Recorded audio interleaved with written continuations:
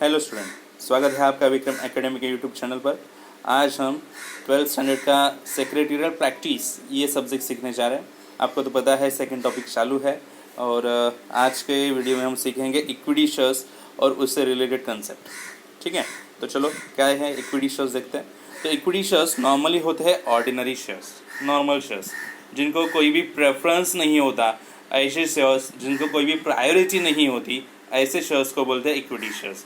ये प्रायोरिटी यानी प्रेफरेंस किस बात का होना चाहिए, तो चलो देखते हैं।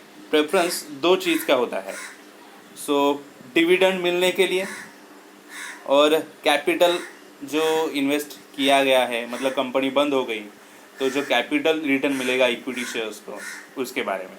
ये एक तो डिविडेंड पहले मिलता नहीं है, वो डिविडेंड इक्विटी शेयर्स होंगे।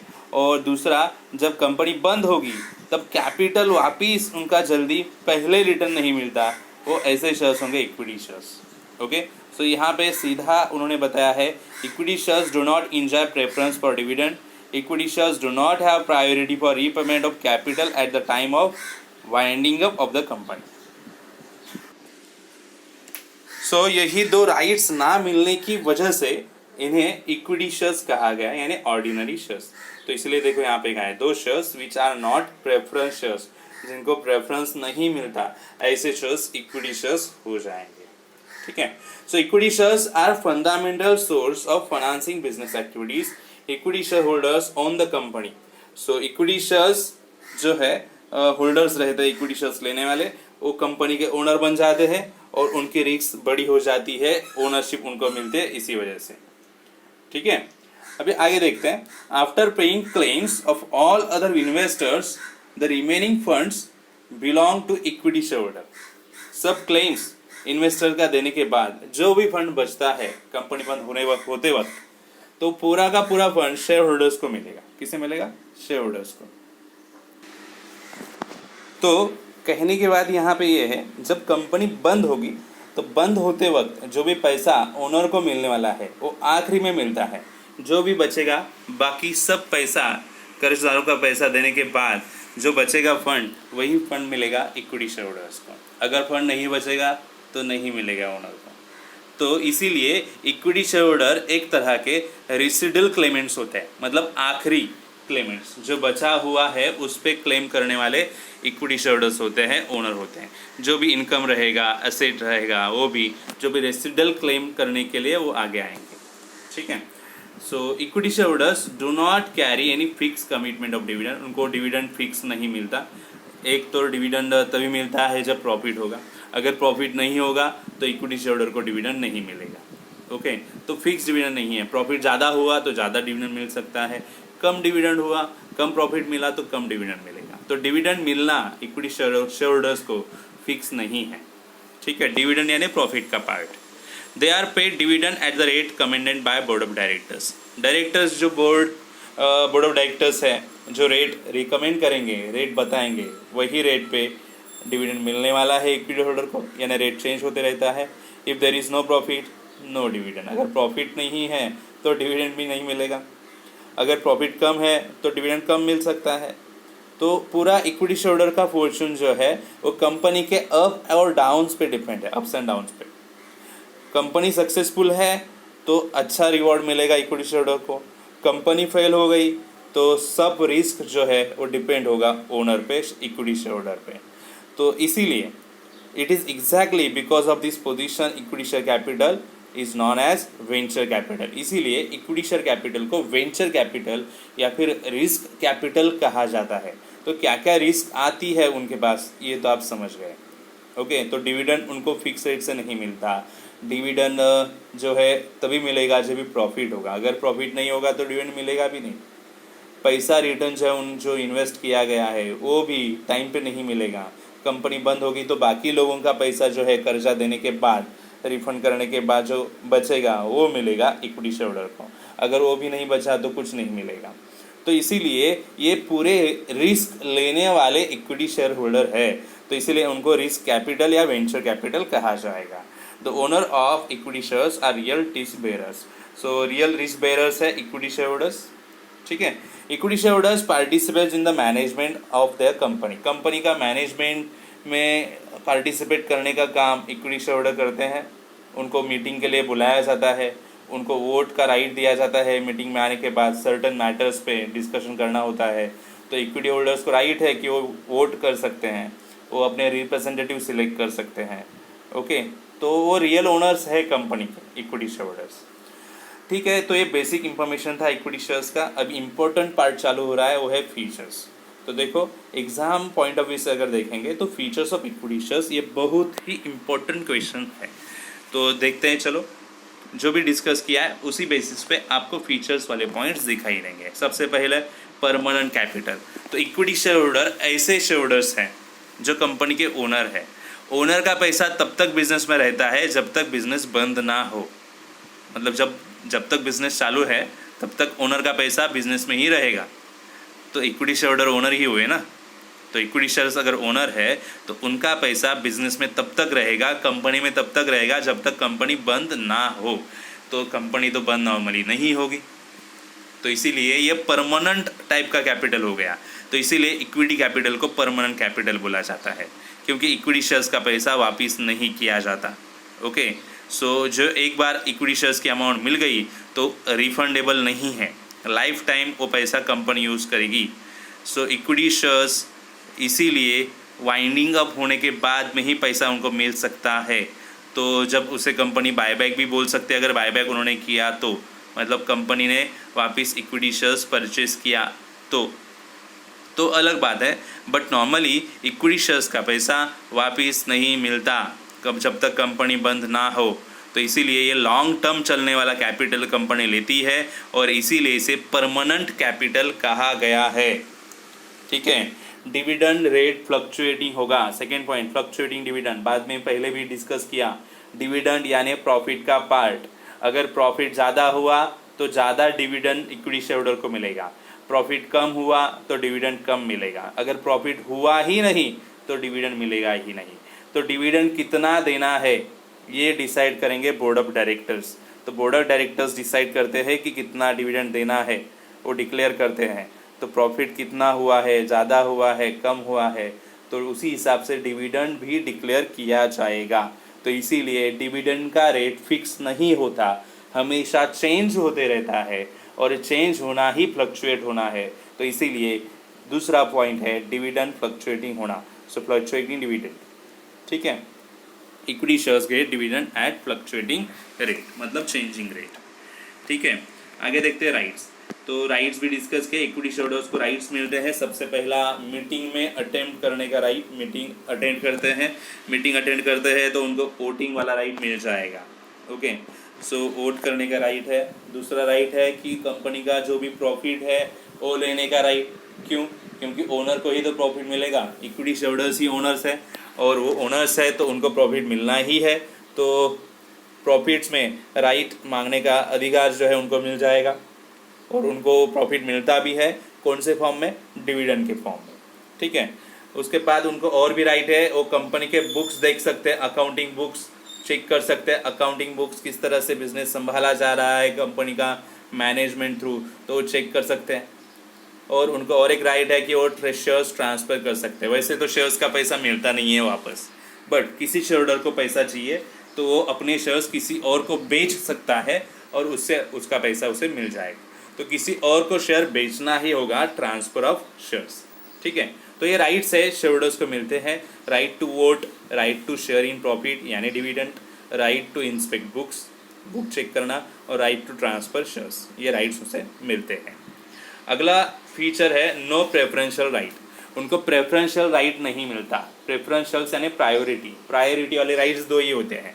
उनको डिविडेंड सबसे पहले नहीं मिलता, मतलब किसी और को डिविडेंड मिलता है, उसके बाद डिविडेंड जो बचेगा वो इनको दिया जाता है। किसी और को मतलब किसे? तो प्रेफरेंस शेयर्स नाम के और एक शेयर्स के टाइप होते हैं। तो प्रेफरेंस शेयर्स जो होते हैं उनको पहले डिविडेंड दिया जाता है, उनका फिक्स रेट से डिविडेंड होता है। आगे हम स्टडी करने वाले हैं प्रेफरेंस शेयर्स के बारे में।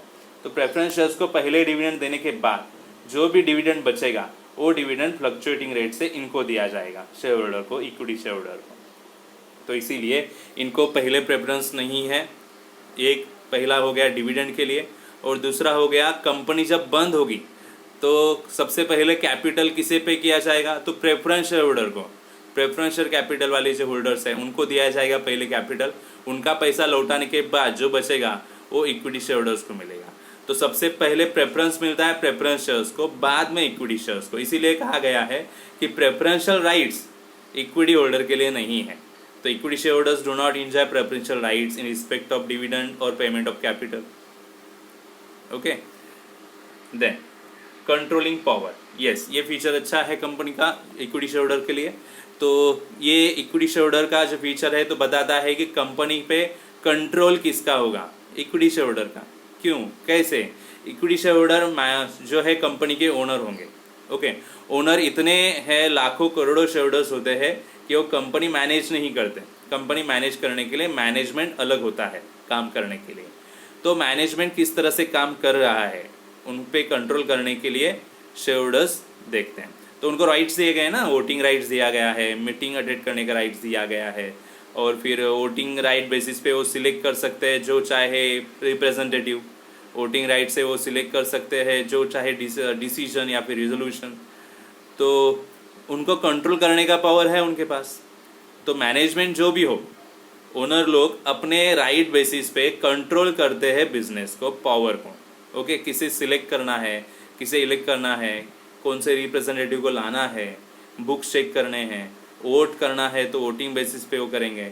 सो ये सब है, दर्शाता है क्या, इक्विटी शेयर होल्डर को कंट्रोल करने का अधिकार है। तो कंपनी कंट्रोल करते हैं अपने ये वोटिंग राइट से और अदर राइट से। अभी रिस्क के बारे में पहले ही डिस्कस किया गया है। इक्विटी शेयर होल्डर जो है वो सबसे ज़्यादा रिस्क उठाते हैं क्योंकि उनका पैसा उनको कभी वापस मिलता नहीं है जब तक कंपनी चालू है। कंपनी बंद हो गया ऐसा तो मान नहीं सकते, कंपनी लाइफ टाइम के लिए चालू रहती है, ऐसा ही अज्यूम करके चलना पड़ता है। तो एक बार अगर इक्विटी शेयर्स का पैसा जो है कंपनी के पास चला गया तो कंपनी वापस नहीं देती। बदले में मिलता क्या है, डिविडेंड का राइट मिलता है, जो डिविडेंड कभी मिलेगा, प्रॉफिट होगा तभी, या तो नहीं भी मिलेगा। तो इसीलिए इक्विटी शेयर होल्डर रिस्क उठाने वाले होल्डर होते हैं। तो शॉक एब्जॉर्बर है कंपनी के। फाइनेंशियल क्राइसिस अगर हो गया कंपनी का तो सबसे बड़ा शॉक जो है इक्विटी शेयर होल्डर्स को मिलेगा। If the company of company falls, income of company falls, अगर इनकम कम हो गया तो डिविडेंड कम होगा, डिविडेंड कम होगा तो शेयर होल्डर्स को नहीं मिलेगा, कैपिटल लॉस होगा ना शेयर होल्डर्स का। तो इसीलिए शेयर होल्डर्स जो है, इक्विटी शेयर होल्डर्स कंपनी के बड़े रिस्क टेकर्स रहते हैं। ठीक है, आगे चलो, रेसिडुअल क्लेमेंट, ये भी हमने डिस्कस किया मीनिंग वाले पार्ट में। रेसिडुअल क्लेमेंट मतलब बचा हुआ जो भी पार्ट है उस पर क्लेम करने वाले।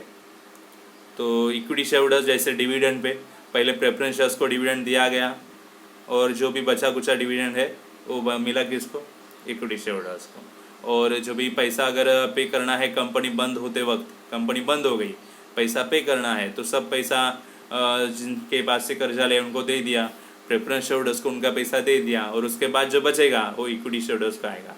मतलब उसके बाद जो बचेगा इनकम या फिर असेट्स हैं, वो जो भी बचा कुचा है, रेसिडुअल है, उस पर क्लेम करने वाले जो है, रेसिडुअल क्लेम करने वाले पर्सन इक्विटी शेयर होल्डर होते हैं। तो इसलिए रेसिडुअल क्लेमेंट कहा गया है। ओके, तो शेयर होल्डर हमेशा लास्ट होते हैं, उनको लास्ट एडवांटेज मिलता है पूरे अर्निंग का, जो भी बचेगा उस पर। No charge on asset, equity share holders जो है उनका पैसा लिया जाता है कंपनी में कैपिटल के तौर पर, बट उन पर कोई भी चार्ज की नहीं जाती एसेट्स। नॉर्मली अगर कर्जा लिया, लोन लिया तो कुछ ना कुछ रखना पड़ता है ना बदले में as a security. Plant and machinery है, बिल्डिंग है, सिक्योरिटी के तौर पर कुछ ना कुछ रखना पड़ता है, बराबर ना। यस, बट इक्विटी शेयर्स से मतलब इतने सारे होल्डर्स अगर पैसा लिया तो उनके लिए कुछ सिक्योरिटी नहीं होती, ऐसे ही लेते हैं विदाउट सिक्योरिटी। अगर विदाउट सिक्योरिटी ले ले इसका मतलब क्या हो रहा है, no charge on asset, asset पे कुछ भी चार्ज नहीं है। ठीक है, आगे bonus issue, yes this is important. Bonus issue मिलता है इक्विटी शेयर होल्डर को, बाकी किसी को बोनस शेयर्स नहीं मिलता। Bonus shares equity share holders को ही मिलता है। एक तरह का गिफ्ट है कंपनी से शेयर होल्डर को दिया हुआ, इक्विटी शेयर होल्डर्स को दिया हुआ एक तरह का एक गिफ्ट है। बोनस क्यों कहा गया है, क्योंकि ऐसे बोनस इशू या फिर बोनस शेयर्स दिए जाते हैं जो फ्री में होते हैं, कंपनी से फ्री में शेयर्स बांटे जाते हैं शेयर होल्डर को, उनका पैसा नहीं लिया जाता। फ्री में देंगे तो पैसा थोड़ी ना लेंगे। यस, तो इसी को ही कहते हैं बोनस शेयर्स। तो पैसा नहीं देंगे, फ्री में देंगे, तो इसका मतलब क्या, कंपनी क्या अरेंजमेंट करती है, कंपनी अरेंजमेंट करती है कि जो भी कॉस्ट होगी वो कॉस्ट कंपनी खुद अरेंज करती है प्रॉफिट में से।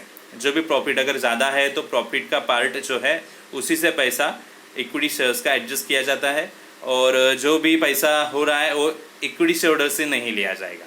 मतलब इक्विटी शेयर्स होल्डर के लिए ये फ्री में दिए गए शेयर्स होंगे, बट कंपनी ये कॉस्ट कहाँ से एडजस्ट करेगी, प्रॉफिट में से। तो एक तरह का ये बोनस इशू एक बेनिफिट होगा, गिफ्ट होगा इक्विटी शेयर होल्डर के लिए, जो कंपनी देगी अपने कॉस्ट को एडजस्ट करके। ओके, तो एक तरह का एक कैपिटल इन्वेस्टमेंट भी होगा, प्रॉफिट का कन्वर्जन कैपिटल में करना। प्रॉफिट ऐसे तो नॉर्मल यूज़ नहीं कर सकते, नॉर्मल प्रॉफिट यूज़ करने का अधिकार किसके पास है, प्रॉफिट किसका है, तो ओनर का है, ओनर ही यूज़ कर सकता है ना प्रॉफिट। कंपनी तो प्रॉफिट ऐसे यूज़ नहीं कर सकती, बट वो अगर प्रॉफिट अगर बिजनेस में आ जाए तो इसीलिए वो राइट या फिर प्रॉफिट का कन्वर्जन करने के लिए शेयर्स दिए जाते हैं फ्री ऑफ कॉस्ट, और प्रॉफिट एडजस्ट किया जाता है शेयर्स के बदले में। तो प्रॉफिट आ जाता है कैपिटल के फॉर्म में बिजनेस में यूज़ करने के लिए। आगे का और एक फीचर दिया है राइट इशू। राइट इशू ये भी इम्पोर्टेंट पार्ट है। राइट इशू ओनली मिलता है इक्विटी शेयर होल्डर को, बाकी किसी को राइट इशू नहीं मिलता।